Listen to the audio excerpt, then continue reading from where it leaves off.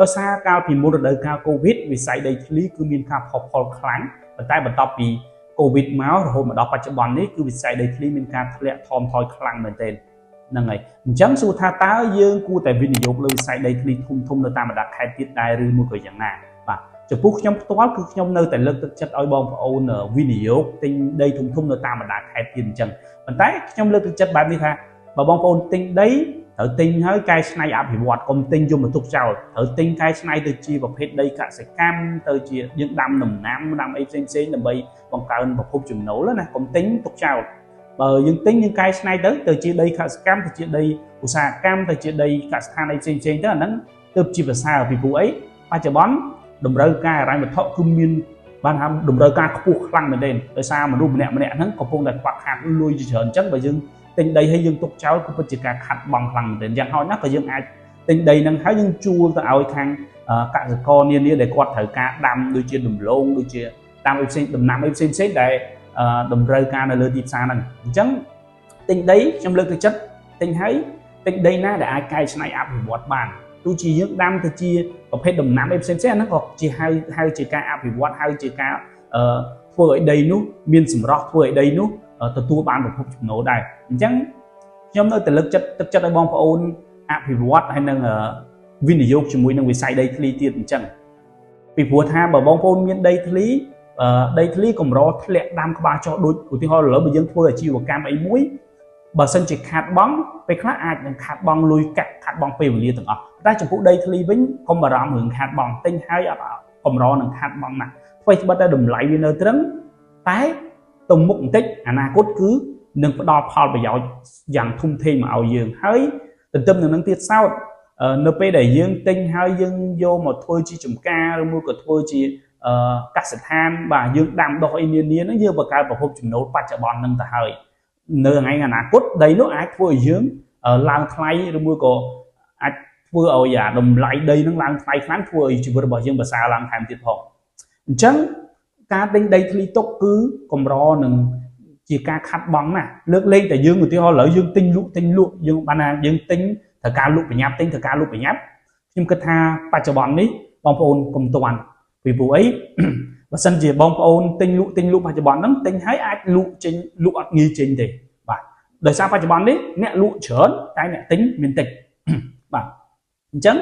បើយើងដើរទិញគឺយើងអាចទិញបានតម្លៃធូរថ្លៃតម្លៃក្រុមទីផ្សារតម្លៃធូរថ្លៃប៉ុន្តែបើយើងលក់ក៏ពិបាកដែរបើលក់ឲ្យចំណេញក៏ពិបាកដែរអញ្ចឹងខ្ញុំលើកទឹកចិត្តបើសិនជាទិញលក់កុំទាន់បើសិនជាបងប្អូនទិញហើយយកមកកែច្នៃឬមួយក៏ទុកវាឲ្យរយៈពេលយូរទៀតអាហ្នឹងខ្ញុំលើកទឹកចិត្តឲ្យបងប្អូននៅតែអាចចុះដើរទិញនៅពេលនេះអញ្ចឹងដោយសារអីយើងចុះដើរទិញពេលនេះគឺបានផលចំណេញច្រើនពីព្រោះអីតម្លៃដីសឹងតែថាគ្រប់ទីកន្លែងទាំងអស់សុទ្ធតែតម្លៃដីក្រុមទីផ្សារភាគច្រើនអញ្ចឹងខ្ញុំនៅតែលើកទឹកចិត្តអញ្ចឹងវិស័យដីធ្លីទោះបីជាយ៉ាងណាក៏មិនធ្លាក់ចុះខ្លាំងដាំក្បាលចុះដល់បាតដែរដោយសារតែ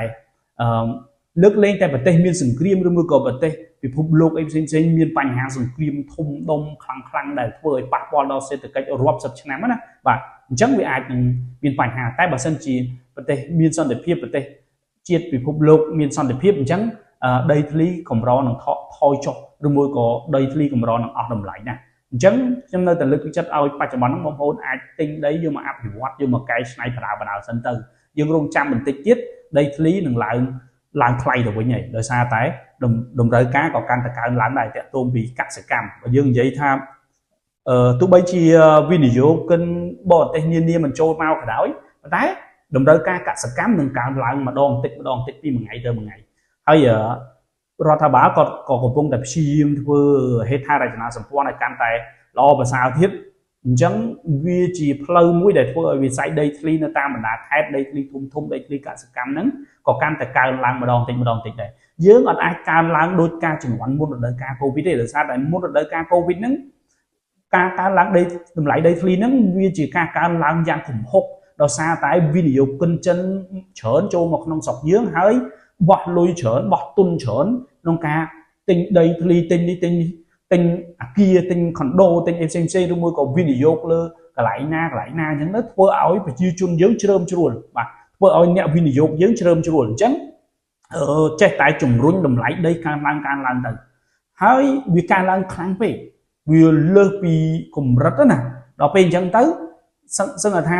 វាសឹងថាធ្លាក់មកវិញតាមពិតទៅវាអត់ធ្លាក់ទេតម្លៃដីធ្លីវាមិនគូឡើងដល់កម្រិតហ្នឹងទេអាការឆ្នាំ2017 18 19ហ្នឹងវាមិនគូឡើងដល់កម្រិតហ្នឹងទេវាត្រូវឡើងតាមសឹមតែដោយសារតែយើងបុកមកកំហុកខ្លាំងពេកធ្វើឲ្យវិស័យដីធ្លីយើងហ្នឹងកើនឡើងខ្លាំងលើសពីការរំពឹងទុកហើយកើនឡើងបែបលក្ខណៈពពុះសម្បូរដល់ពេលវាផ្ទុះវិញមកថតអស់លីបាទអញ្ចឹងយើងគិតថាវិស័យដីធ្លីធ្លាក់តែប៉ុន្តែវិស័យដីធ្លីមិនធ្លាក់ទេដោយសារតែវានៅត្រឹមមួយបន្តិចទៀតទៅវាគង់តែឡើងទៅវិញម្ដងតិចទេខ្ញុំលើកទឹកចិត្តថាឡើងម្ដងតិចវាប្រសើរជាងអាឡើងយ៉ាងកំហុកនោះពីព្រោះឡើងយ៉ាងកំហុកអ្នកខ្លះគាត់សប្បាយចិត្តជាមួយនឹងការ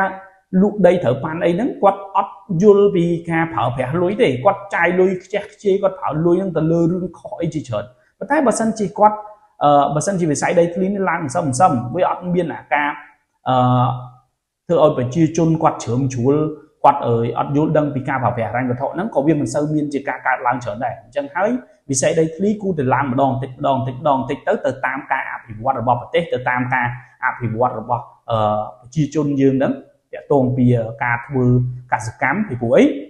ប្រជាជនយើងក៏គាត់ព្យាយាមសិក្សារៀនសូត្រជាមួយនឹងកសិកម្មបែបទំនើបម្ដងតិចដែរយើងអត់អាចរៀនភ្លាមអាកសិកម្មទំនើបហ្នឹងយើងរៀនភ្លាមហើយមកចេះភ្លាមទេពីព្រោះអីប្រជាជនយើងនៅមានកម្រិតតាក់ទងពីបច្ចេកវិទ្យាតាក់ទងពីអីផ្សេងហ្នឹងអញ្ចឹងយើងត្រូវចាក់បំពេញពួកគាត់ម្ដងតិចអញ្ចឹងហើយចំពោះវិស័យដីធ្លីនៅតាមបណ្ដាខេត្តធំខ្ញុំនៅតែលើកទឹកចិត្តចឹងប៉ុន្តែខ្ញុំអត់លើកទឹកចិត្តឲ្យដីឡូដីអីតូចៗអីហ្នឹងខ្ញុំអត់នេះទេខ្ញុំមិនមែនថាបំបាក់ទឹកចិត្តទេប៉ុន្តែខ្ញុំមិនមែនលើកទឹកចិត្តឲ្យបងប្អូនទៅទិញហើយយកផលចំណេញអីទេគឺអត់ទេដោយសារតែបើចង់បានផលចំណេញច្រើនពីវិស័យដីធ្លីហើយទៅទិញដីឡូទិញអីហ្នឹងគឺមិននេះទេដោយសារភាគច្រើនដីឡូទាំងអស់ម្ចាស់គម្រោងគាត់លក់ថ្លៃហើយស្រាប់ហើយលក់ថ្លៃបានថាតម្លៃដីហ្នឹងវាថ្លៃ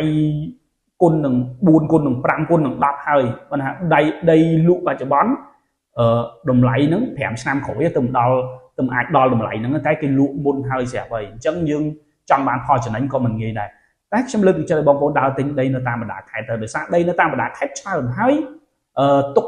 ប្រជាជនខ្លះគាត់ខ្វះលុយក្នុងការធ្វើកសិកម្មអញ្ចឹងទៅគាត់ទុកដីនឹងចោលអញ្ចឹងទៅអញ្ចឹងគាត់លក់យើងអាចទិញហើយយើងអាចកែច្នៃទៅជាកសិកម្មក៏វាជាការចំណេញដល់ជាតិរបស់យើងដែរដែលយើងមានផលដំណាំផ្សេងដើម្បីផ្គត់ផ្គង់ដើម្បីនាំចេញអីអញ្ចឹងទៅអញ្ចឹងចំពោះវិស័យដីធ្លីធំនៅតាមបណ្ដាខេត្តខ្ញុំនៅតែជឿជាក់ថាវាមិនមានផលប៉ះពាល់ខ្លាំងទេបើសិនជាយើងចេះកែខៃតែប្រសិនបើយើងទុកចោលវាអត់មានអាតម្លៃកើនហ្នឹងធ្វើឲ្យយើងមានអារម្មណ៍ប៉ះពាល់ដល់ទឹកចិត្តខ្លះតែខ្ញុំបើសិនជាយើងជ្រុលជឿទិញហើយបាទយើងគួរតែចេះកែខៃវាផងហ្នឹងហើយគួរតែចេះកែខៃទៅជាប្រភេទដីកសិកម្មបាទទៅជាប្រភេទដីដែលយើងអាចប្រមូលទិន្នផលបានប្រចាំខែប្រចាំឆ្នាំអីចឹងទៅហ្នឹងហើយឬមួយក៏យើងអាចជួលទៅឲ្យប្រជាកសិករទៅដើម្បីបានលុយ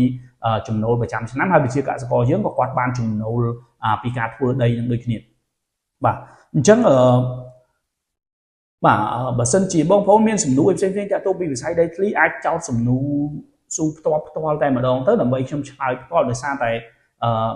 ខ្ញុំនិយាយពីទូទៅអញ្ចឹងខ្ញុំអត់ដឹងច្បាស់ថាគួរតែនិយាយឲ្យចំចំណុចណាមួយទេបើសិនជាបងប្អូនមានសំណួរមានចម្ងល់ណាដែលចង់ដឹងច្បាស់ឲ្យ